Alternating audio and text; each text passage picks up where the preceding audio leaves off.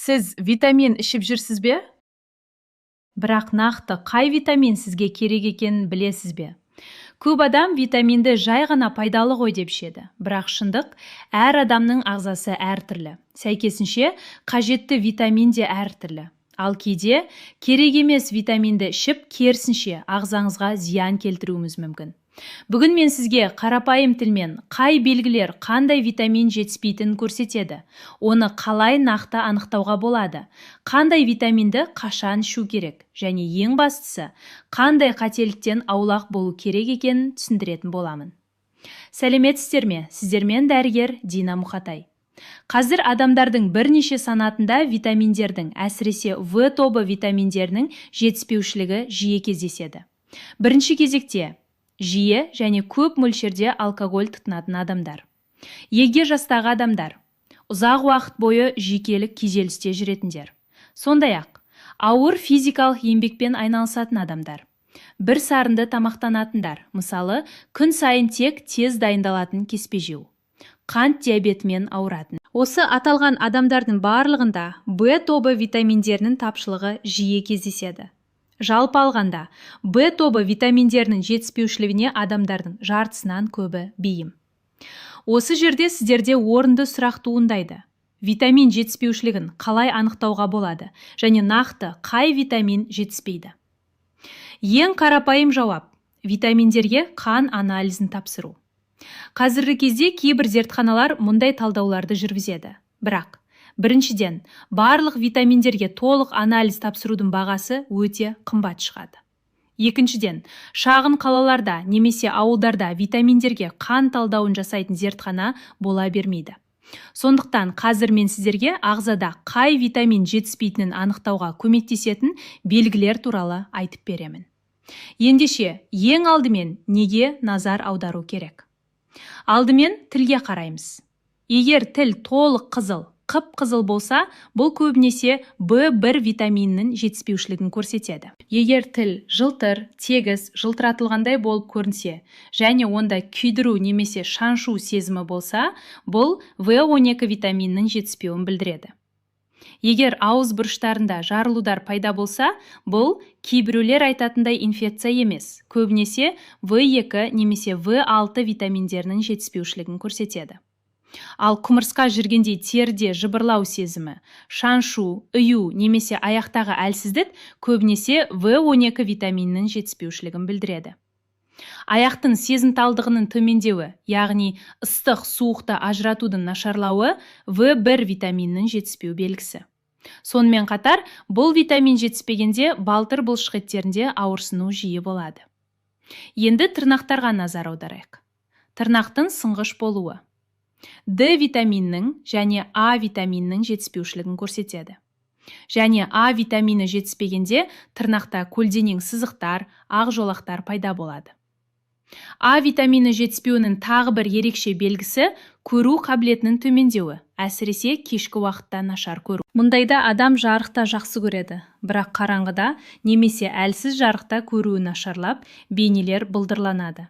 Сонымен тері құрғап, қабыршақтануы байқалады. Қатты тағам тістегенде немесе тіс тазалағанда қызыл иектің қан кетуі, сондай-ақ тіс түбірлерінің ашылуы С витамині мен В тобы витаминдерінің жетіспеушілігі кезінде байқалады. Анемия және гемоглобин деңгейінің төмендеуі туралы маған жиі сұрақ қояды. Бұл көбінде В12 витамині мен фолий қышқылының жетіспеушілігі кезінде пайда болады. Фолий қышқылы жетіспеушілігінің тағы бір белгісі ішек жұмысының бұзылуы. Жиі іш өту, іштің жиі кебуі, шырылдауы.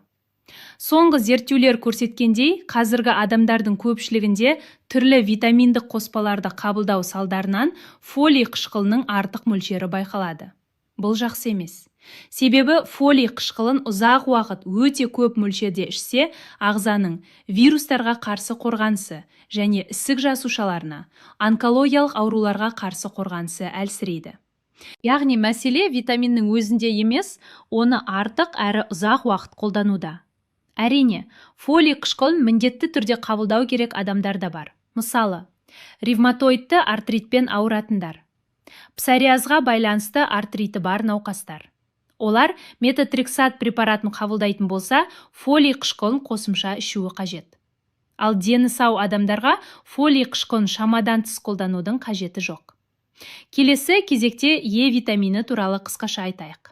Бұл өте пайдалы витамин. Бірақ ол жетіспеген жағдайда либидо төмендеуіне, бедеуліктің дамуына әсер етеді. Енді витамин жетіспеушілігінің, әсіресе В тобы витаминдерінің жетіспеуінің бейспецификалық белгілеріне назар аударайық. Олар: әлсіздік, ашуланшақтық, тез шаршағыштық.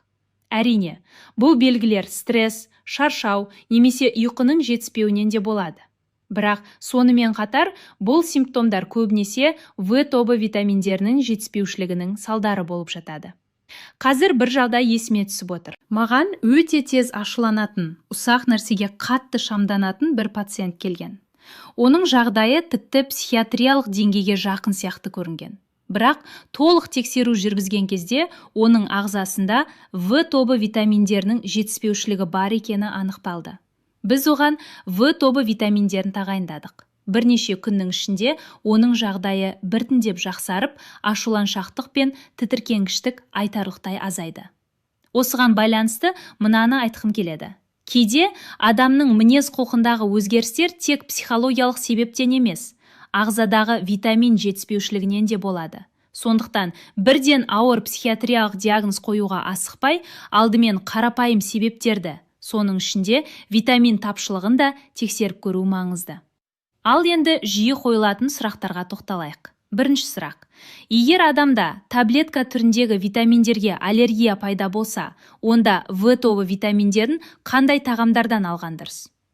В тобы витаминдерін тек таблеткадан ғана емес, күнделікті тағамнан да алуға болады. Мысалы, қара нан, сұлы, қара қымық, күріш сияқты жармалар. Ет пен бауыр, әсіресе сиыр бауыры өте пайдалы. Жұмыртқа, сүт өнімдері, айран, ірімшік, бұршақ тұқымдастар, үрме бұршақ, ноқат, жасымық, жаңғақтар.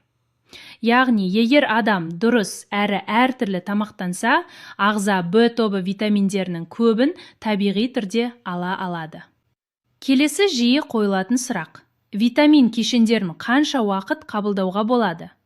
Витаминдерді 1-2 ай қабылдау жеткілікті. Одан кейін міндетті түрде үзіліс жасау керек. Ең дұрысы 3 айдан 6 айға дейін үзіліс жасау. Және витаминдерді маусымға байланысты қабылдау керек.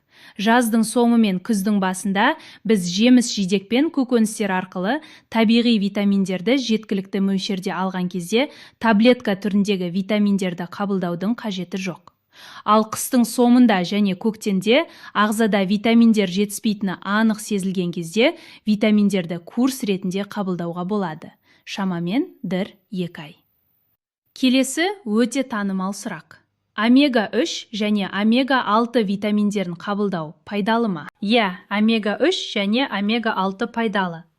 Миыр қызметін жақсартуға, жүрек қан-тамыр жүйесін қолдауға, қандағы холестерин деңгейін төмендетуге, стресс, депрессиямен күресуге көмектеседі.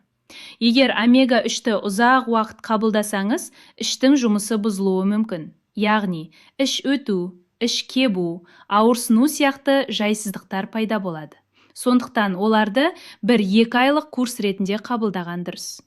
Қорытындылай келе, құрметті достар, иә, витаминдер пайдалы, олар ағзаға қажет. Бірақ оларды дұрыс мөлшерде және ақылмен белгілі бір уақыт аралығында ғана қабылдау керек. Шамадан тыс қолданудың қажеті жоқ. Бүгінге осы. Бізбен бірге болыңыздар. Дендеріңіз сау болсын.